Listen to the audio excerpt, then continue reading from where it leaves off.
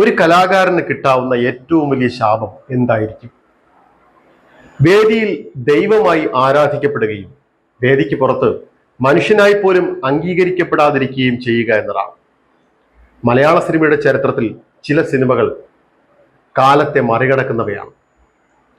അവ വെറും കഥകളല്ല, മനുഷ്യ ജീവിതത്തിന്റെ ആഴങ്ങളിലേക്കുള്ള യാത്രകളാണ്. ഷാജി എൻ കരുണിന്റെ വാനപ്രസ്ഥം അത്തരമൊരു ചിത്രമാണ്. 1999 പുറത്തിറങ്ങിയ ഈ ചിത്രം കഥകളി എന്ന കലാരൂപത്തിന്റെ പശ്ചാത്തലത്തിൽ ഒരു സാധാരണക്കാരനായ കലാകാരന്റെ ആത്മസംഘർഷം പറയുന്ന സിനിമയാണ്. എന്നാൽ ഇത് കഥകളിയെക്കുറിച്ചുള്ള സിനിമ മാത്രമല്ല കേട്ടോ. കലയും ജീവിതവും തമ്മിലുള്ള അകലം എത്ര വേദനാജനകമാണെന്ന് കാണിച്ചു തരുന്ന അപൂർവ ചലച്ചിത്ര കാവ്യമാണ്. കുഞ്ഞിക്കുട്ടൻ എന്ന കഥകളി കലാകാരനായാണ് മോഹൻലാൽ ചിത്രത്തിലെത്തുന്നത്. കഥകളിയുടെ വേദിയിൽ അയാൾ രാജാവാണ്, അർജുനനാണ്, കർണനാണ്, ഭീമനാണ്. മോക്ക് മഹാരാജാവിനെ കാണണ്ടേ? മോള് മഹാരാജാവിനെ കണ്ടിട്ടുണ്ടല്ലോ. എപ്പോ കണ്ടിട്ടുണ്ട്? ഇതാ ദൈവങ്ങളെപ്പോലും ജീവനുള്ളവരാക്കുന്ന കലാകാരൻ. പക്ഷേ മുഖത്തെ പച്ച നിറം കഴുകിക്കളയുമ്പോൾ അയാൾ വീണ്ടും സമൂഹത്തിന്റെ ഏറ്റവും താഴെയുള്ള ഒരാളായി മാറുന്നു. അറിയാൻ വേണ്ടി ചോദിക്കുക, അഭിനയം മാറ്റി നിർത്തിയ വീട്ടിലെ കാര്യങ്ങളൊക്കെ എങ്ങനെയാ? ഭംഗി വാക്ക് പറയുന്നില്ല, സത്യം പറയാം. ദാരിദ്ര്യ, ശരിക്കും ദാരിദ്ര്യ. എന്റെ മാത്രമല്ല, ഈ ഉത്സവകാലത്ത് ഇവിടെ ആടിയ എല്ലാ വേഷങ്ങൾക്കും ദാരിദ്ര്യം.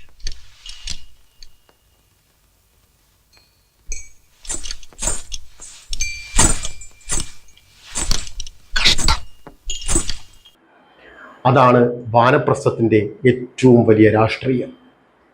കല ജാതി നോക്കുന്നില്ല, എന്നാൽ കലാകാരനെ സമൂഹം ജാതി നോക്കി അളക്കുന്നു.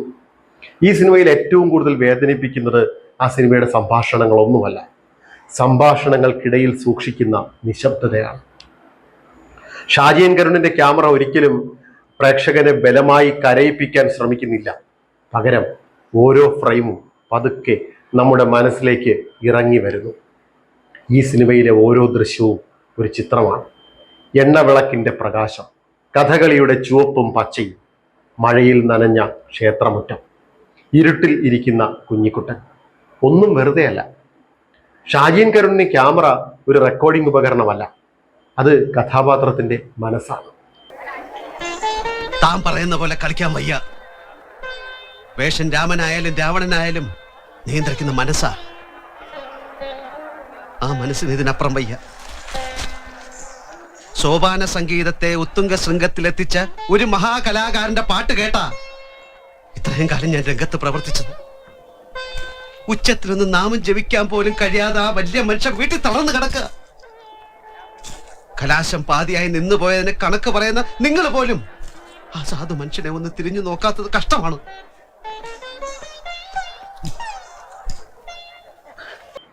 കഥകളി ഇവിടെ ഒരു കലാരൂപമല്ല. വാനപ്രസ്ഥം മനസ്സിലാക്കണമെങ്കിൽ കഥകളിയെ മനസ്സിലാക്കണം. കഥകളിയിൽ ഒരു കലാകാരൻ തന്റെ മുഖം നഷ്ടപ്പെടുത്തുകയാണ്. പച്ച നിറവും ചുവന്ന താടിയും കിരീടവും ഒക്കെ ധരിക്കുന്ന നിമിഷം അയാൾ മറ്റൊരാളാകുന്നു.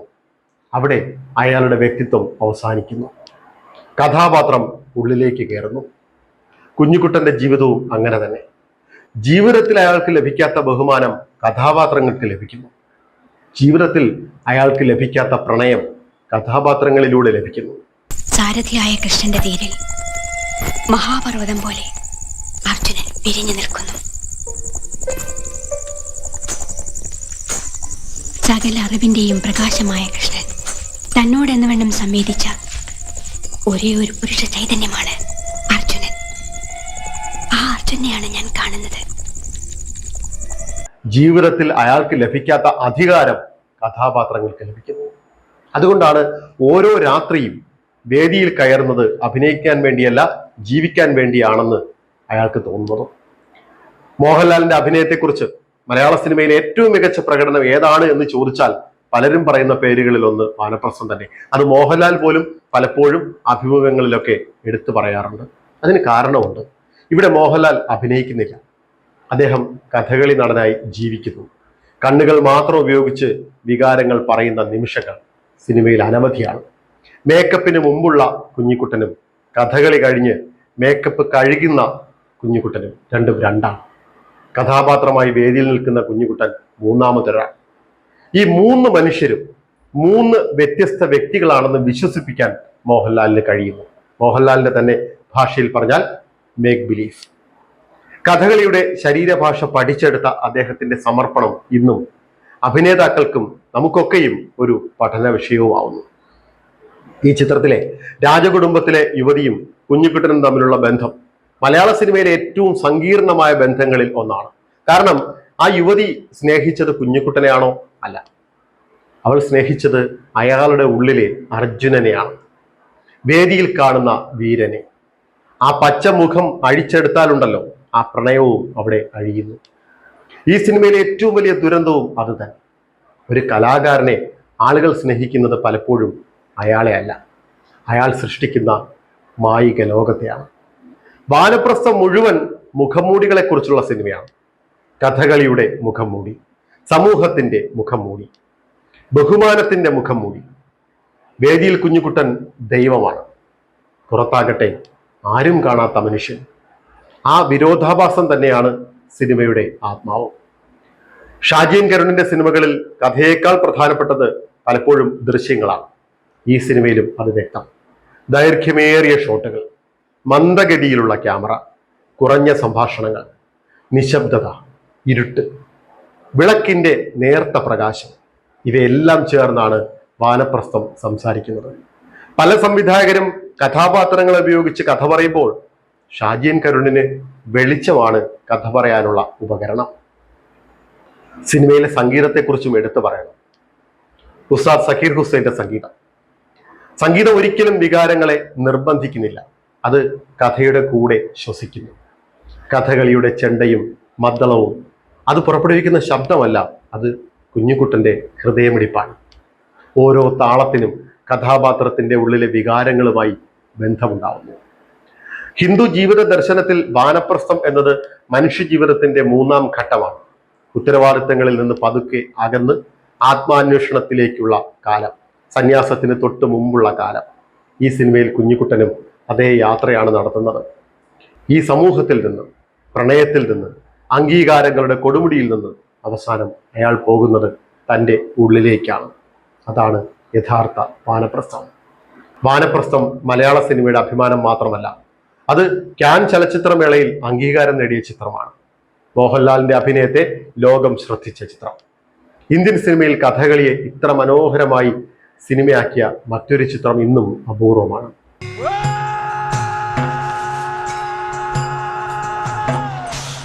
കലാകാരനെ അവഹേളിക്കുന്ന സ്വന്തം ദുഷ്ടത്തരം മറച്ചു വെക്കാൻ താനൊക്കെ ആ 4 ഗ്ലാസ് കള്ളേ കാണൂ.